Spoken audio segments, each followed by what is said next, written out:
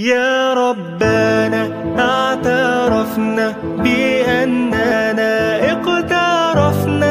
Mengerti tentang penyakit, mengatakan bahwa COVID itu tidak ada. Mati-matian dia mengatakan tidak ada itu COVID. Sampai akhirnya dia mengoperasi seorang pasien dan pasien itu batuk-batuk. Setelah pasien dioperasi, diperiksa, dinyatakan pasien itu positif. 2-3 hari sesudah itu, dokter itu pun terkena COVID. Berjumpa dengan saya. Setelah itu dia tersenyum mengatakan, ternyata COVID itu ada, Pak Ustadz. Di salah satu kota di Riau, seorang jamaah pergi periksa, dinyatakan oleh dokter bahwa dia kena COVID. Dia tak percaya, dia pergi ke Pekanbaru. Sampai di Pekanbaru dia periksa lagi. Dokter di Pekanbaru mengatakan dia negatif, tidak kena COVID. Selama ini yang dia pahami ikhtilaf itu hanya di masjid saja. Ustadz ini mengatakan bid'ah, ustadz ini mengatakan sunnah. Ternyata masalah COVID pun dokter ikhtilaf juga. Di kabupaten dia mengatakan positif, dokter Pekanbaru mengatakan negatif. Dibawanya kertas dari Pekanbaru yang mengatakan negatif, dijumpainya dokter itu, ditumbuknya, ditinjunya dokter itu.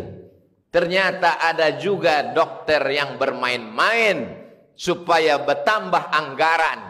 Berapa banyak pasien dinyatakan COVID, setelah dibawa ke rumah diperiksa, ternyata negatif. Apa kesimpulan dari 3 cerita yang singkat ini?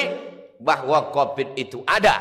Tapi yang bermain-main dengan COVID karena ada kepentingan juga banyak. Maka kita mesti cerdas menyikapi ini. Karena anggaran tentang masalah COVID ini besar. Celaka, laknat Allah terbesar bagi mereka yang berani mempermainkan umat. Sudah jatuh, ditimpa tangga, atap rumah pun tanggal. Susah mereka kena sakit, keluarganya meninggal dunia. Masih ada orang yang berani bermain-main. Mereka ini yang dikatakan Allah ulaika kal an'am. Mereka macam binatang. Sejahat-jahatnya kambing memakan pagar tanaman pucuk ubi. Maka hari raya Idul Adha masih bermanfaat dia, masih bisa dipotong.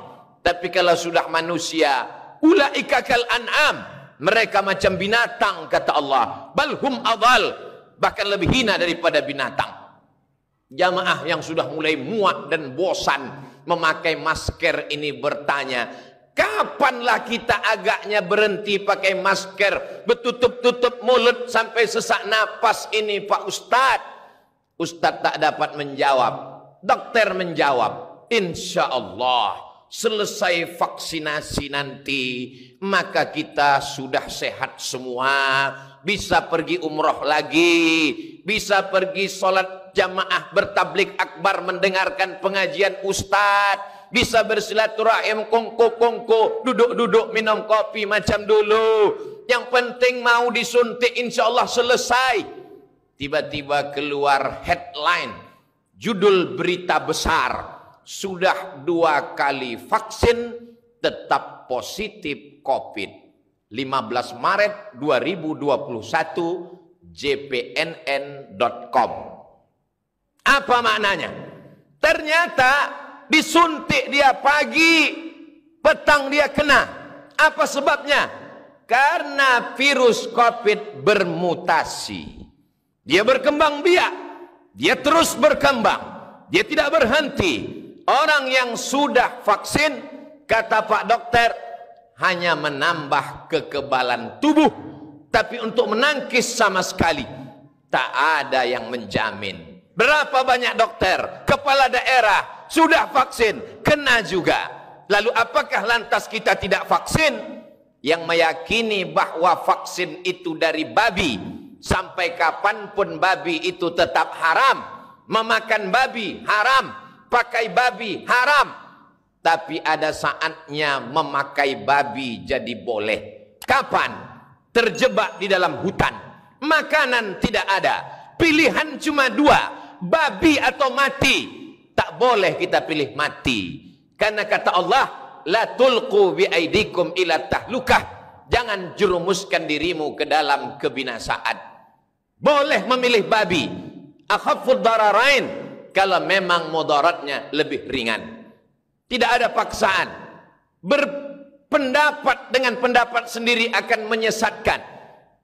Maqaba man istasyara wa ma nadima man istakhara. Tidak akan sia-sia orang yang mau meminta pendapat orang lain, dan tidak akan menyesal orang yang mau bermusyawarah. Wa amruhum syura bainahum.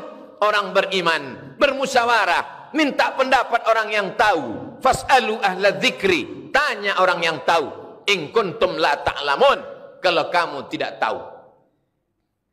Adakah titik terang di tengah kegelapan ini? Orang yang memandang titik terang hanya orang yang bersama dengan Allah.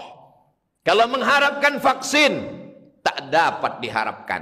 Berharap kepada dokter, dokter pun mati juga. Orang yang ditolong Allah hanya orang yang berusaha dan berikhtiar. Apa yang bisa kita lakukan, Pak Dokter? Tetap pakai masker.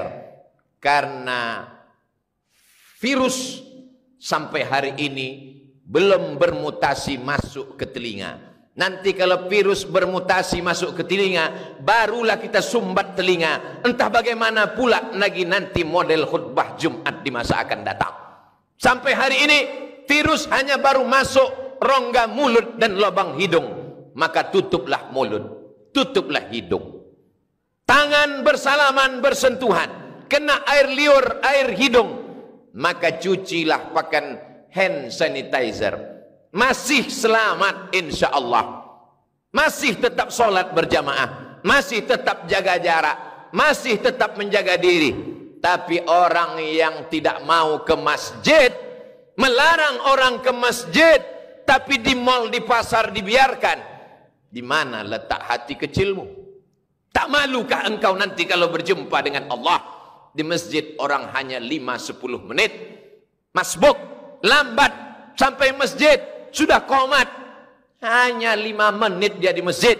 5 jam orang duduk beramai-ramai, ketawa, cekakak cekiki. Tertular penyakit. Masjid yang kau salahkan. Tak malukah engkau nanti menyebut nama Allah, menyebut Rasulullah, padahal tempat ini yang dipanggil Allah, dipanggil Rasulullah sallallahu alaihi wasallam. Tetap jaga protokol kesehatan, tapi jangan sampai meninggalkan ibadah kepada Allah subhanahu wa ta'ala. Tetap cuci tangan, tetap pakai masker, tetap jaga jarak, tetap beribadah. Seorang pasien luka kakinya, pergi ke rumah sakit, sebetulnya luka itu hanya kecil saja. Lalu Pak Dokter pun menjelaskan, karena ibu ada bibit-bibit diabetes, ini luka kecil ini nanti akan menjadi besar. Kalau luka ini sudah besar menjadi akut, menjadi parah, maka kaki akan dipotong, diamputasi. Akhirnya si pasien berpikir pagi, petang dan malam. Gula darahnya jadi naik, tekanan darahnya menjadi naik, jantung koronernya kumat, darahnya pun kumat, akhirnya bertambah-tambah penyakit dengan yang lain. Tapi yang mengerti penyakit ini juga dokter. Pak Dokter, apa yang membuat ibu itu semakin parah? Ustadz Abdul Somad, yang membuat kita semakin terpuruk adalah pikiran kita. Pikiran kita lah yang paling berbahaya. Maka Allah menjaga pikiran kita supaya tidak terlalu ketakutan, galau, ngeri, cemas. Setan menakut-nakuti kita. Maka bagaimana caranya? Orang yang berzikir mengingat Allah, memperbanyak bersolawat, maka insya Allah dijaga Allah pikirannya. Kalau sudah pikirannya terjaga, hatinya terpelihara. Kalau sudah hatinya terpelihara, imunnya kuat. Kenapa imunnya kuat? Karena imannya kuat. Kalau imunnya kuat, maka virus COVID tak akan dapat menyerang.